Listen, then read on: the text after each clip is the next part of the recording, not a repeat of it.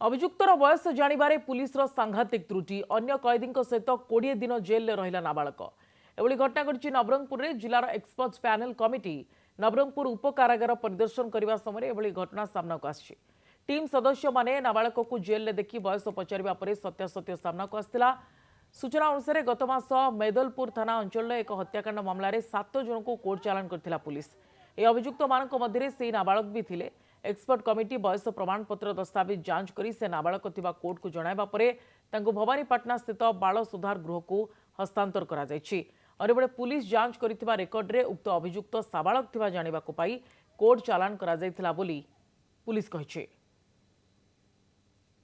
Matric certificate matric pass certificate से आणला परे जना पड़ा कि बयस 18 वर्ष किसी दिन कम ताको जुवेनाइल भाव ट्रीट करने कथा ताको पुणी कोर्ट जुवेनाइल ट्रीट करी principal magistrate juvenile justice board आगे हाजर कराला बाल सुधार गृह भवानीपाटना को पठे दिया। देखिलो जे गोटे नाबालक जेल रे अच्छे एटा गोटे रंग प्रोसीडिंग्स है जोटा कि जुवेनाइल जस्टिस एक्ट भी मना करुचे जो गोटे माइनर माने बिलो 18 इयर्स पिला माने कौन से जदि भूल करछन्ते कि अपराध करछन्ते से माने जेल रही परिबेनी त सेटा तार अधिकार पूर्ण होचे। गत 23 फेब्रुआरी रे मैदलपुर थाना गोटे मर्डर केस रजिस्ट्रेशन होइतला और ड्यूरिंग इन्वेस्टिगेशन आयो 24 तारीख दिन 7 जन को कोर्ट फरवर्ड करथिले। एबे सुना होची से भीतर जन के नाबालिग अछि किंतु ड्यूरिंग इन्वेस्टिगेशन आयो तार प्रॉपर डॉक्यूमेंट चीज करथिला आउ एज पर प्रोविजन जहाँ अरेस्ट रूल अछि ताको फॉलो कराइतला आउ अवेलेबल रिकॉर्ड आकार जहाँ डॉक्यूमेंट थिला से सीजर करी ताको कोर्ट फरवर्ड करे। अभियुक्तर बयस जानिबारे पुलिस सांघातिक त्रुटि अन्य कैदी सहित 20 दिन जेल रहिला नाबालक। एभली घटना घटी नवरंगपुर में जिलार एक्सपर्ट्स पैनल कमिटी नवरंगपुर उप कारागार परिदर्शन करने समय एभली घटना सामना को आसी। टीम सदस्य माने नाबालक को जेल देखि बयस पचारिबा परे सत्यासत्य सामना को आसला। सूचना अनुसार गत मास मैदलपुर थाना अंचल एक हत्याकांड मामलें 7 जन को कोर्ट चालान करथिला पुलिस। ए अभियुक्त मानक मध्य से नाबालक भी थिले।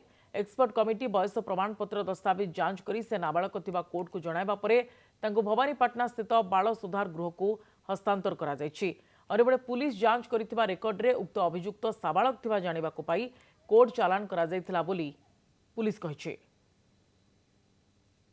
Matric certificate matric pass certificate से आणला परे जना पड़ा कि बयस 18 वर्ष किसी दिन कम ताको जुवेनाइल भाव ट्रीट करने कथा ताको पुणी कोर्ट जुवेनाइल ट्रीट करी principal magistrate juvenile justice board आगे हाजर कराला बाल सुधार गृह भवानीपाटना को पठे दिया। देखिलो जे गोटे नाबालक जेल रे अच्छे एटा गोटे रंग प्रोसीडिंग्स है जोटा कि जुवेनाइल जस्टिस एक्ट भी मना करुचे जो गोटे माइनर माने बिलो 18 इयर्स पिला माने कौन से जदि भूल करछन्ते कि अपराध करछन्ते से माने जेल रही परिबेनी त सेटा तार अधिकार पूर्ण होचे।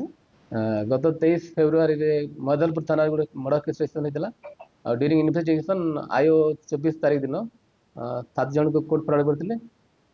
एबे सुना होची से भीतर जन के नाबालिग अछि किंतु ड्यूरिंग इन्वेस्टिगेशन आयो तार प्रॉपर डॉक्यूमेंट चीज करथिला आउ एज पर प्रोविजन जहाँ अरेस्ट रूल अछि ताको फॉलो कराइतला आउ अवेलेबल रिकॉर्ड आकार जहाँ डॉक्यूमेंट थिला से सीजर करी ताको कोर्ट फरवर्ड करे।